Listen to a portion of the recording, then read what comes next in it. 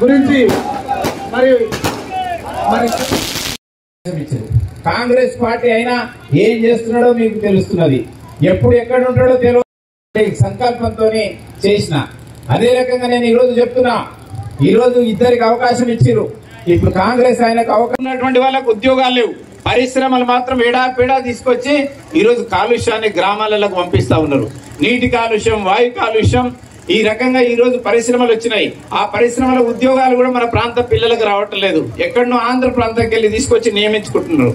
కాబట్టి మీరు ఒకసారి ఆలోచన చేయండి. ఈ ప్రచార యాత్రకు ఇంత పెద్ద ఎత్తున ఆహ్వానం పలికినటువంటి అమ్మలకు, అక్కలకు, చెల్లెళ్లకు, తమ్ముళ్లకు అందరికీ పేరు పేరు. కృష్ణారెడ్డి నీకేమైనా పిచ్చి పట్టిందా?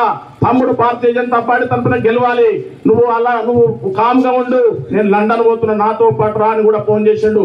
అప్పుడు నేను ఒకటే అన్నాను, అన్నా నాతో నా అలాంటి పని చేయలేను, నేను ఒకటి ఏ పార్టీకి ఉన్నా ఆ పార్టీలో విధేయునిగా ఉంటా, నమ్మక ద్రోహం మాత్రం చేయలేనన్నా, దయచేసి నన్ను క్షమించి ఈ ఉదయం అని చెప్పి నేను చెప్పిన.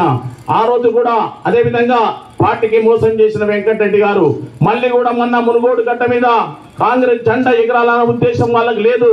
ఏమైనా కానీ వాళ్ళకు పనులు కావాలి, పదవులు కావాలి, పైసలు కావాలి, అవి మాత్రమే వాళ్ళకు ముఖ్యం. కానీ ఇక్కడ ఉన్నటువంటి కార్యకర్తలను కానీ, ఇక్కడ ఉన్నటువంటి ప్రజలను కానీ, ప్రాంతాన్ని కానీ పట్టించుకొని సేవ చేయాలన్నటువంటి ఉద్దేశం మాత్రం లేదు. మీరు ఒకటి ఆలోచించాలి. కాంగ్రెస్ తమ్ముళ్ళకు కూడా చెప్తున్నా, ఎందుకంటే వాళ్ళు మేము కలిసి నిన్న మొదల కలిసి మెలిసి పెట్టుకున్నాం కాబట్టి.